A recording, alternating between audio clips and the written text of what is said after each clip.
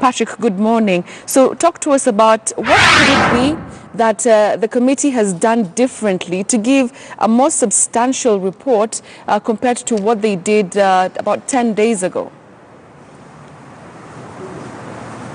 Thank you, Betty. It is now 30 days since the Joint Parliamentary Committee started investigating this particular matter to tell Kenyans whether the sugar they are consuming is poisonous and or not. This came after the CS for Interior, Fred Matiang'i, claimed that the sugar that had been seized in Eastleigh was, after being tested by the art government chemists, showed traces of mercury, which is a very dangerous element, and also because it causes very serious health problems like complications in the kidney and the heart. So it was a matter of great public interest. That's why Parliament was seized of the matter after Samburu West Member of Parliament Josephine Lesuda raised the matter on the floor of the House, trying to get at least an explanation on whether the sugar being consumed by Kenyans was laced with poison and or not. That's when the committee took over the matter. They were initially given 10 days to scrutinize that particular issue, which apparently the days were very, very minimal because the committee had about only 7 days to interrogate the matter. We saw at that particular time those government institutions that were mandated with the responsibility of testing these particular samples did not even had not completed the results from the laboratories. That's why the committee found itself in a dilemma where they were presenting their preliminary report because they were to follow the House rules and ensure that that report was before the House within 10 days. That's why that preliminary report was dismissed as shoddy. But then I think it was a rash idea from or a rash conclusion from members of Parliament because their colleagues did not have enough time. And probably one other thing that did provide enough fodder for those for members to poke holes on that preliminary report was that they saw members, as from the Speaker's words, they were hugging those witnesses in the committee, some of whom were suspected to have imported sugar, which matter raised issues that probably members could be compromised when it comes to writing their report. But then after given an extension of 2 more weeks to write a final report, they've gone to the ground and also received more information from the Kenya Bureau of Standards. They've also had an opportunity to look at other reports. But interesting enough, the Kenya Bureau of Standards were shifting goalposts.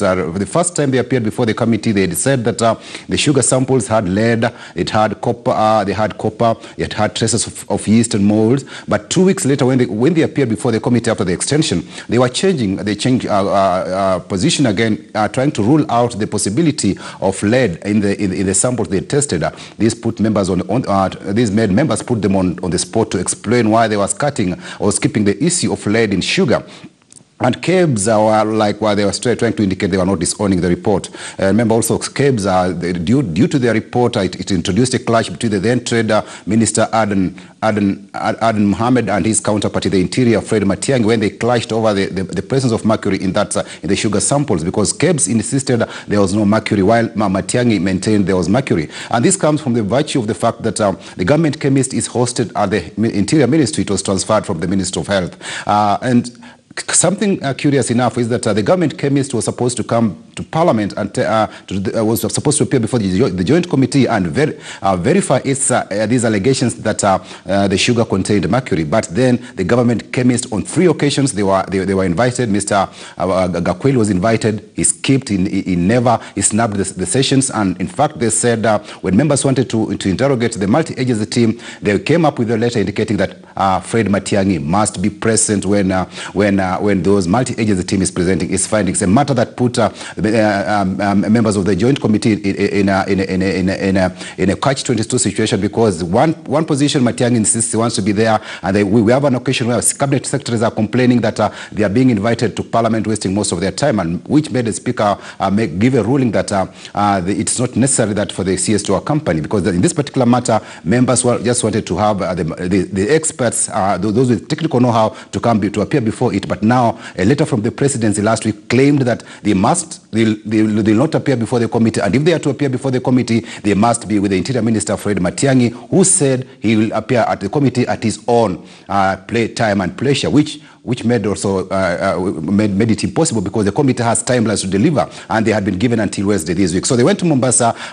did write their report, but members also divided on whether to accept a report from the government chemists, which had been sneaked into their retreat in Mombasa, but the letter was unsigned. The one that claimed that that sugar that had been sampled from Moi Air Base in Eastleigh, and one that had been sampled at the DCI did contain, in Ruiru did contain, one that had been sampled at the Moi Air Base and one in Bungoma contained traces of mercury, which is a very dangerous chemical as it were. But then that report, after members did try to argue about it, whether it's admissibility and or not, with some expressing fears that maybe there was an attempt at cover up, we saw in fact at last they agreed to include that report by the government chemist about the presence of mercury in those samples that were detected from Moi Air Base in Eastleigh and Bungoma. But then the government chemist failed, snapped the committee despite being invited on 3 or 4 occasions. But again, we saw also there was that conflict of results from the KEBS and government chemists, all coming with different reports. And we also saw the chief public health officer tell members that in case you do samples of the sugar and it fails one test, then that consignment should be condemned because it's unfit for either human consumption and or animal consumption. But we saw KEBS on the other hand saying that, okay, the sugar can be reprocessed. The other issue that the committee was seized of was with regard to that Gazette notice. That's why that was given by the National Treasury CS Henry Rotich.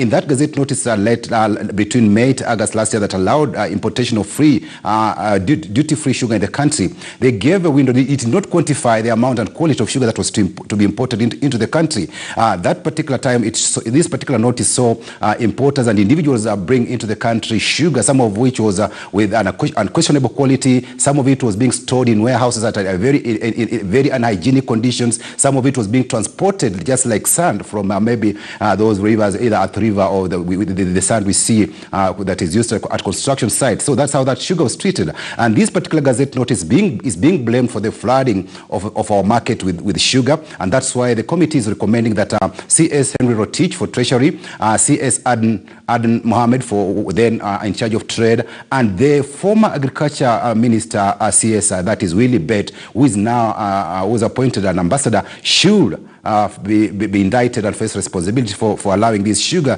to get into the country, because it is Willie Bett during his tenure who allowed who asked the CS Henry Rotich to extend that Gazette notice, which allowed 14 more companies to import sugar into the country, which sugar was repackaged at the port and sold without any, despite the fact that the Kenya Bureau of Standards had raised questions about its hygiene and how it was repackaged. And this particular sugar that was imported into the country, Kenyans, because it was duty-free and outside that Gazette notice window, we saw at least Kenyans lose about 10.5 billion shillings in taxes.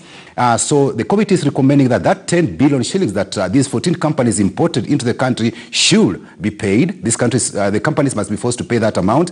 And also it's good to realize that during that free window, Kenyans lost 36 billion shillings in taxation because of that duty waiver. So the committee is standing firm on that particular matter. It wants the import duty and taxes, VAT, paid by those companies. And the other issue also that is of great interest is that Sony Sugar, because Sony Sugar came on board, strange enough, it's a public miller. It used its license to allow private individuals, 6 companies, to import sugar on behalf of the license by Sony Sugar Company. And the MD, acting MD, when he appeared before the committee last week, Bernard Odori, did indicate that they only made a paltry 86 million shillings out of this consignment worth 3.6 billion shillings. They only made 86 million shillings, which is said was money that was paid out there to farmers. It's something that the committee was very, very much concerned, because it's an abuse of the government license and to allow to use the government public miller to import sugar into the country to benefit a few private individuals at the expense of the taxpayer. So this was an attempt to evade an attempt at tax evasion and the MD, Sony Sugar Management Board is indicted for having colluded with private importers to fleece the Kenyan taxpayer of this particular money, because it was a decision. Sony Sugar had never imported sugar at any time in its history, and was now trying to use middlemen to bring in sugar, but on behalf of private millers. So that Sony Sugar also stands indicted, and the committee is standing firm, and they say, I think with this time round, we'll see its report probably being accepted by the National Assembly, because it's not only touching on the issue of that, on the aspect of that, the poisoned sugar, but also the aspect of paying import tax, which many sugar barons out there have been using to twist maybe to with those players in government to make a super profit out of sugar importation. It's not only sugar that where these people make huge profits. We also have fertilizer. It's something that also being investigated with. So we remember we also had the issue of maize that we also had traders cashing in and taking 3 billion shillings that was supposed to be to benefit maize farmers who are now really still struggling with their maize in stores in North Rift. So Betty, the sugar matter, we'll be looking at it, and we expect this time round members of parliament, when it is tabled before the National Assembly, they'll discuss it with soberness. Maybe there'll be no side shows, because initially when they were listening to it, the friends of the committee could come on board and try to interrupt the sessions or raising these matters that probably some were under the pay and beck and call of sugar barons. Betty? Right. Patrick, thank you very much. This is a proper breakdown really of what the history has been and what is it we are expecting today.